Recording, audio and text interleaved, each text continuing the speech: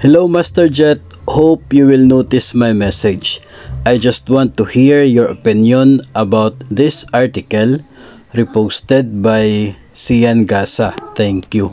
So alam ko po na posibleng nabasa nyo na po itong na-post ni Sian Gasa sa Facebook niya, kasi kasalukuyan po mayroon na po itong nasa 1,200 shares. Ito po ay isang screenshot galing sa article ng Rappler. Ito po nakikita niyo, mayroon siyang 1,200 shares as of the moment, at alam po natin na posibleng napakadaming negative na captions doon po sa mga nag-share na ito. Ito po yung article from itong Rappler. DepEd fails to remit 5.55 billion in teachers, other staff's taxes, insurance payments. Ngayong araw po ito, December 13, posted by Rappler. So, mayroon pong breakdown itong 5.55 billion na hindi na remit daw ng DepEd ayon po sa article na ito. So 4.47 dyan, 4.47 billion, napakalaking halaga mga master, ay remittance para sa GSIS. 307 million para naman sa PhilHealth, 193.7 million para sa Pag-ibig, at meron ng 572.6 million na payment ng taxes na hindi daw na-remit ng DepEd doon sa mga ahensyang ito. Ito pong payment para sa GSIS at Pag-ibig, pwede na premiums and loan payments po ito. Itong PhilHealth ay of course para po sa monthly premiums. Itong BIR ay para po sa taxes. Ang GSIS at Pag-ibig mga master, ang deadline po ng pag-remit niyan is 10th day of the following month. So ayon po kasi sa article na ito is medyo matagal po, hindi lamang current month yung hindi mga na-remit, kundi previous pa na mga buwan noong 2022. So hindi po siya December lamang na remittance yung tinutukoy dito. Pwede po na galing sa iba pang mga previous months. So ito pong ito naman pong PhilHealth, sa pagkakaalam ko is 15th day of the following month na dapat nandoon na talaga sa account ng PhilHealth. So ito po isang rehiyon na nabanggit doon, Region 3 sa Central Luzon. Mayroon po siyang mga hindi po na-remit, particular sa mga division offices na na-mention. Tapos mayroon din pong parang error at hindi po pagkaka-reconcile sa records. Tapos ang Region 5 din daw po, especially ito pong Catanduanes Division Office, had remitted more than 500 million remittance, pero meron pang balance na 3.27 million. Meron din pong Region 6 sa Western Visayas na 2.199 billion, at sa Zamboanga Peninsula naman Region 9, 580 million. Tapos yung teachers records daw with GSIS were incomplete or unreconciled. So ito po ay ayon kang Rappler, galing po ito sa COA report noong taong 2022. Ayon po doon sa article ng Rappler. So kaya nga po mga master, ang epekto ng hindi po pag-remit ay yun pong pagkakaroon ng arrears ng mga teachers na nasasakupan ng mga division offices na hindi nakakapag-remit doon sa Pag-ibig at maging doon sa GSIS. Kung premium sa GSIS, apektado dyan yung period with paid premiums mo or PPP. So kung mayroong kulang o hindi na-remit, mas mababa yung PPP mo. So mas mababa po yung magiging pension mo if ever na magre-retiro ka. Apektado dyan ang magiging pension. Kapag ang hindi naman po na-remit is loan payment, ay ang problema po dyan ay yun pong arrears sa loan accounts na siya pong magkakaroon ng dagdag na interest.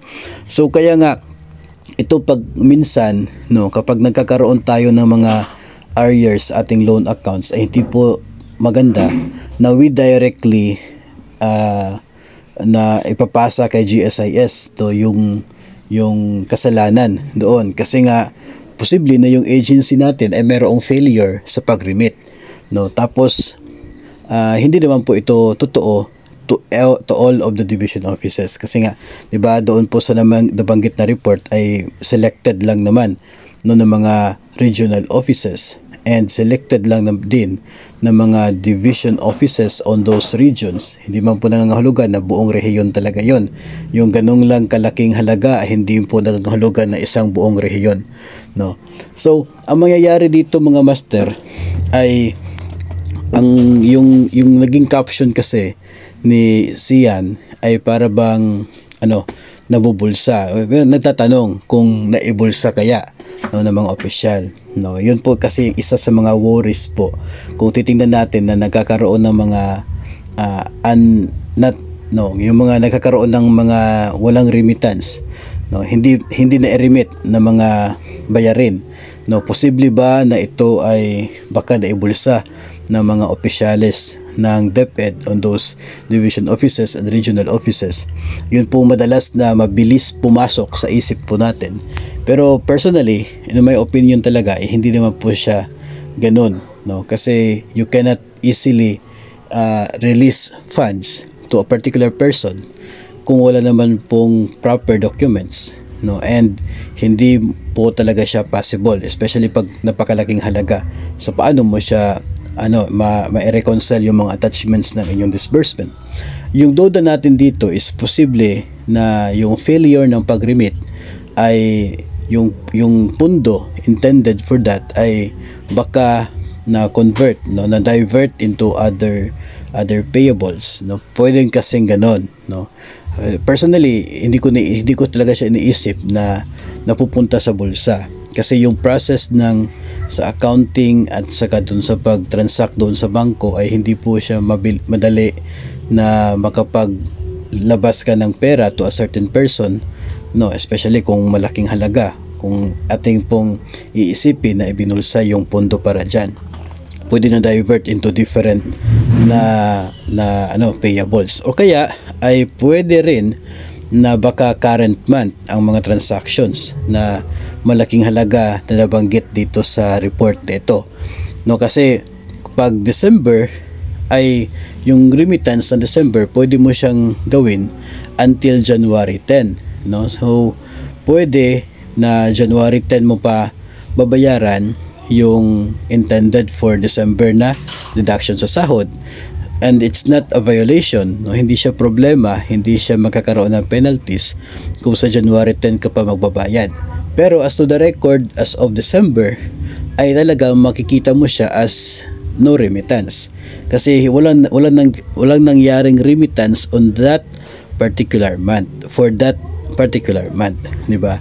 Kung yun na deduct sa sahod mo for December ay hindi na remit for that month, of course sa record lalabas na not remitted, no? Not remitted. Pero walang problema kasi pwede mo pa siyang gawin yung remittance on the following month until January 10. So walang problema doon. Pero kung yung breakdown ng mga hindi na remit ay doon pa sa mga previous months ng taong 2022, ay yun, problema yun, no? Kaya mahirap to conclude na talagang mayroong nangyayaring mekos-mikos sa transaction ito. Ito naman ay personal ko po, no, na opinion. Kaya yung akin pong paanyaya para po sa mga kasama po natin sa DepEd is sana po ay wag po tayong maging mabilis, no, sa pag-conclude na talagang ibinulsa ng DepEd yung pondo para doon kaya hindi po nakaremit, kasi hindi po natin nakikita yung nangyayari, no? Hindi po natin nakita yung total breakdown, hindi po natin nakita kung anong mga buwan yung hindi po na-remit, baka pagkaga current month yun, at hindi din po natin na-check yung mga transactions ng mga division offices na yon. So pwede rin kasi na nag-remit sila tapos hindi nag-reflect doon sa system ni GSIS, pwedeng ganun kasi online po yung nangyayari sa ngayon. So ang daming pwede maging istorya po dyan na hindi po natin alam, kaya sana wag po nating isipin agad na talagang pinagkakitaan ito ng mga opisyal ng DepEd, unless kung talagang ito ay Meron tayong pinaghahawakan na ebidensya para po doon.